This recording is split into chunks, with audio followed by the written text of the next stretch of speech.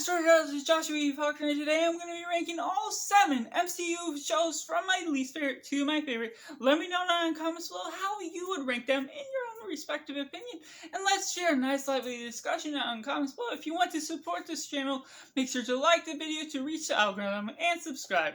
And coming in last place, we have What If. Now this is one that's a compilation of episodes that are just random ideas that are thrown together, and while they're can be okay within some episodes, overall the grand scheme of what it's going for is just not my cup of tea, and overall does not add anything substantial to the MCU. And coming in number 6, we have Loki. Now this one is one that has quite a few problems that I have with it, and while the best thing about the show is the soundtrack, so many of the characters are unlikable, and the way they go about portraying the story is such a little bit of a better formula style, the way they pace the show, but overall the flaws and what they do with it just doesn't land well for me. And coming in at number 5, we have WandaVision. Now this is a good series just for a one-time watch, mostly just developing this unique sort of style to the MCU.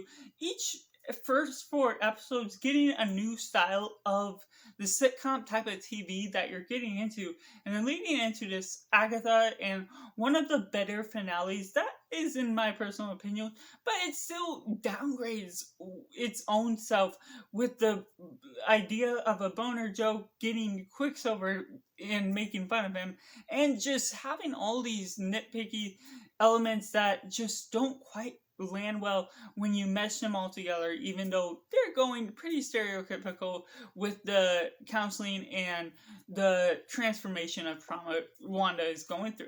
And coming in at number 4, we have Hawkeye. Now this is a more fun one that we get with Hawkeye, and then we get more with Kate Bishop, and while the balance between the two is pretty well paced, we're getting less of Hawkeye as we're developing something for the young Avengers, most likely, but unfortunately the pacing is still fairly poor as we're leading up each episode up to the big bad that is Kingpin, and once we do get him, he's pretty let down in the amount of screen time and how much he can actually do versus the heroes at stake. And coming in at number 3, we have Falcon and the Winter Soldier, and while this does go along a political agenda that does go fairly cliche and it still lands well all throughout the shows, it does have some great moments with Falcon and the Winter Soldier, who's just developing Winter Soldier going through the trauma and Falcon going through what it takes to become the next Captain America,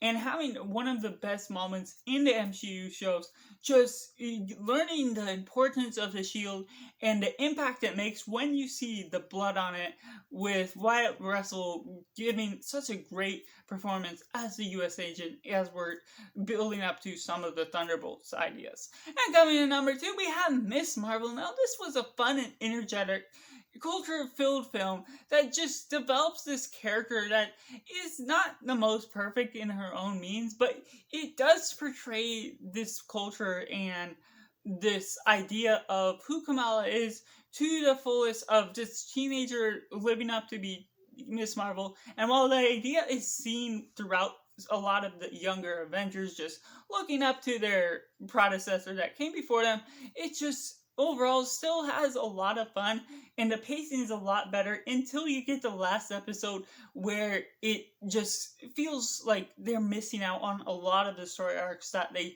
set up and never completed, but overall still a strong one at that.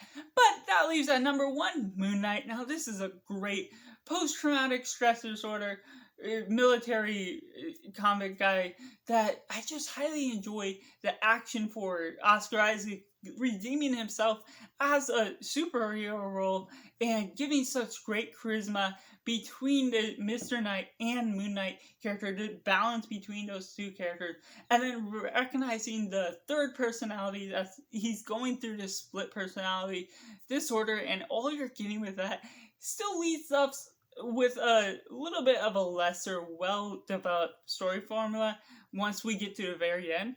But overall, I still enjoy the journey all throughout, and that's what makes it my number 1 MCU show.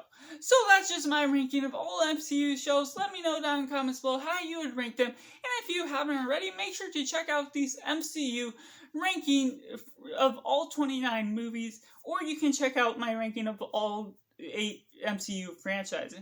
So that's just all. Thank you for watching. Bye for now.